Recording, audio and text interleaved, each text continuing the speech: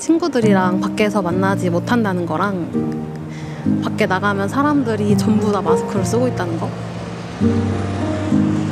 기침 막 하면은 막 조금 의심되고 막 계속, 그러니까 계속 불안한 것 같아요, 코로나 때문에. 무서웠어요. 저 하나로 인해서 혹시 제가 양성이면 건강상도 그렇지만 일상생활이 혹시 무너질까 싶어서. 그냥 감기가 좀 심한 거다라고 생각을 했었는데 근데 실제로 폐렴이 심하게 왔었고 이제 열도 40도가 넘는 고열이 있었었고. 지난 겨울 평범했던 일상을 덮친 코로나19 바이러스. 코로나19와의 사투는 현재 진행형입니다. 멈출 줄 모르는 코로나 바이러스. 그리고 그에 맞서 일상을 지켜내는 사람들이 있습니다.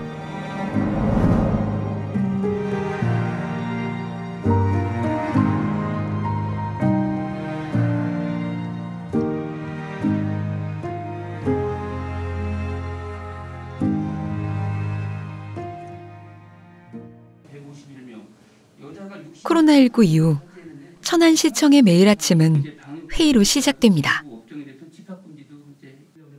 천안시의 코로나19 확진자 현황 및 조치 상황, 그리고 향후 대책 등을 심도 있게 논의하는 자리인데요.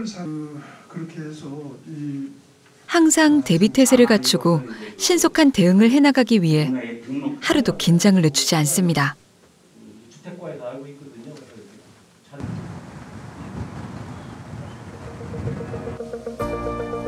이른 아침부터 분주한 이곳은 이제는 익숙해진 풍경, 선별진료소입니다.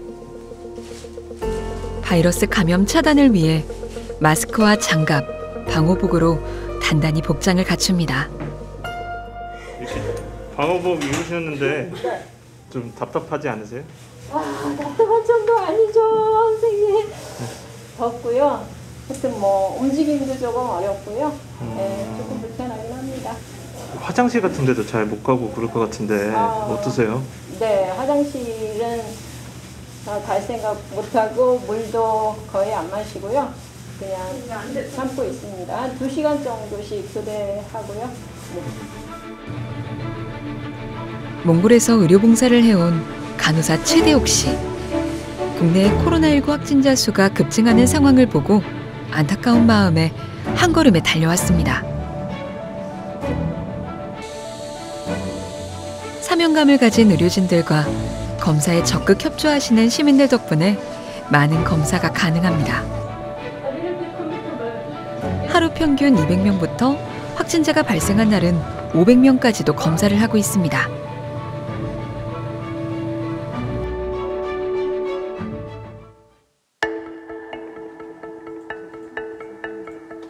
확진자가 발생할 때마다 이곳은 비상입니다. 검사자가 확진 판정을 받으면 그 정보가 사전 역학조사반으로 전달되고 확진자의 이동 경로와 접촉한 사람들을 파악합니다. 직업이 혹시 지금 회사원이라고 적혀 있는데 이게 맞을까요?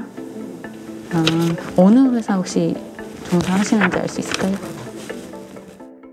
이게 좀 지극히 개인적인 정보들을 저희가 묻는 질문들이 많아서 주저하시는 경우들이 되게 많고, 그리고 또 이게 동선이 공개가 되는 거잖아요. 그래서 확진자들이 동선이 공개가 되면 질타를 받을 거에 대한 두려움도 있고, 그리고 확진자 주변 사람들에게 피해가 갈까 봐 대답하시는데 좀 어려움을 겪으시더라고요. 지역사회의 확산을 막기 위해서는 이동 경로 확인이 급선무입니다.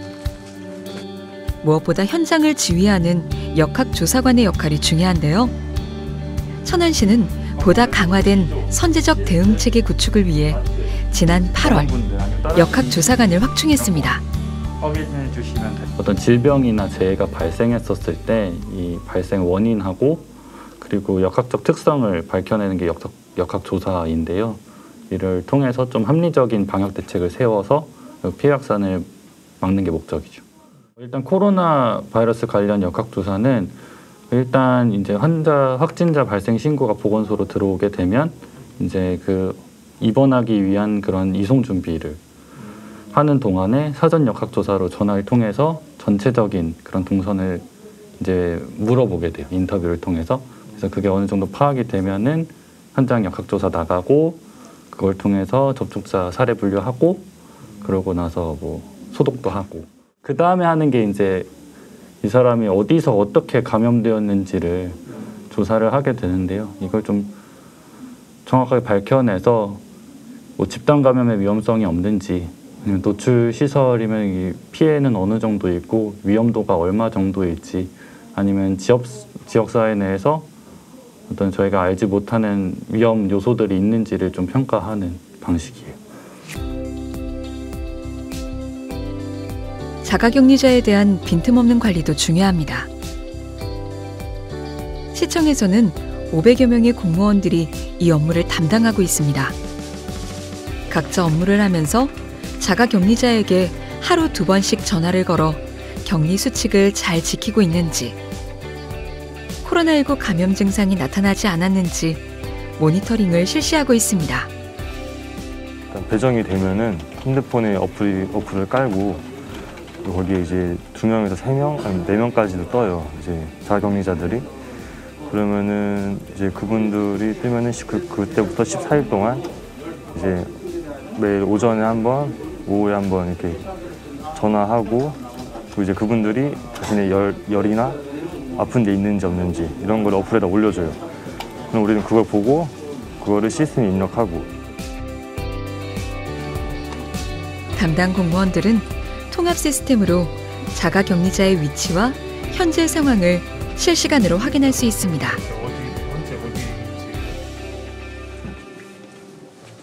외출과 대면 접촉에 제한을 받는 자가격리자들.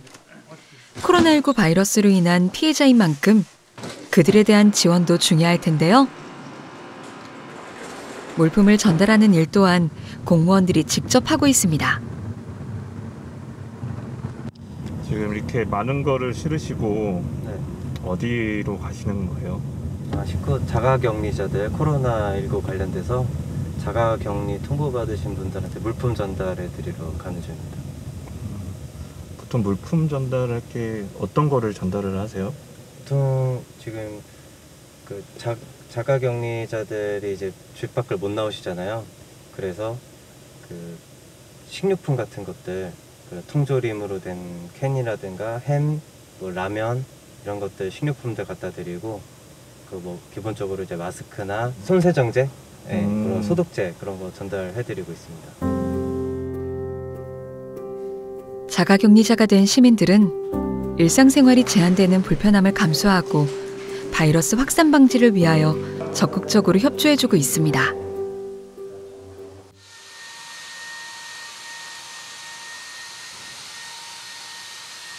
코로나19 종식을 위해 무엇보다 중요한 건 예방이겠죠. 방역팀에서는 바이러스 확산을 막기 위해 시민들이 많이 찾는 장소와 거리 곳곳을 찾아다니며 방역 소독을 실시하고 있습니다. 특히 좀 신경 써서 방역하는 데가 있을까요? 일단은 사람들이 접촉하는 부분이죠. 여러 사람들이 불특정 다수가 접촉할 수 있는 의자라든가 손잡이, 그다음에 화장실 같은 공간에도 이제 화장실 문 손잡이라든가 아니면 이제 변기 손잡이, 뭐 이렇게 우리가 손이나 이런 신체가 접촉할 수 있는 부분을 위주로 하고 있어요.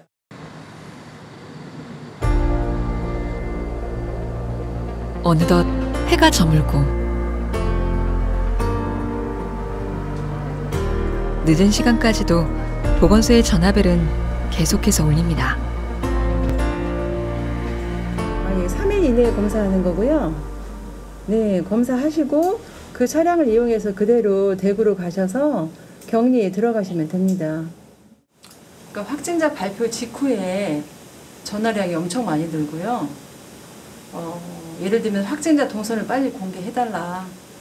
왜 공개를 아직까지 안 하느냐. 그리고 나는 또 검사 대상이냐. 또 어떤 분은 나는 왜 검사 대상이 아니냐. 그런 거 항의를 많이 하시고요. 그리고 밀접 접촉으로 분류되지 않은 경우에 그런 경우에도 또 항의를 많이 하시는 경우가 있고 저희가 그때그때 다 설명을 드려야 되고 그랬을 때 설명을 드려서 이해를 하시면 좋은데 또 이제 불편을 느끼셨을 때 그럴 때 저희가 많이 힘들죠. 밤낮을 가리지 않고 우리를 위협하는 코로나19 바이러스. 그 위험의 최전선에서 오늘도 그들은 바이러스와 맞서고 있습니다. 일상으로 다들 돌아가고 싶으시잖아요. 저도 똑같은 마음이거든요. 더 이상 피해가 생기지 않고 생기더라도 최소한의 범위에서 생기고 그런 분들만 잘 됐으면 좋겠어요. 그냥 개인적으로 바라는 건 그냥 적어도 천안시에서는 마스크 상시 착용과 사회적 거리두기 모두 하나의 마음으로 코로나19 바이러스를 이겨내고 있습니다. 손님을 맞이하려는 거 어쩔 수가 없는 거잖아. 내가 또 내 건강을 내가 챙겨야 되니까.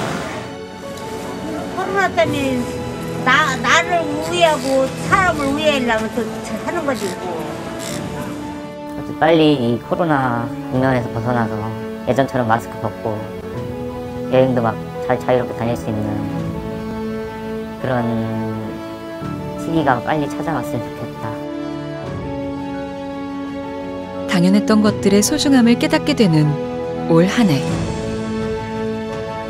초유의 코로나 사태를 함께 겪고 슬기롭게 극복하며 다시금 새로운 시대를 열어가고 있습니다. 위기를 기회로, 절망을 희망으로 바꿔가는 우리들. 우리 모두가 코로나 영웅입니다.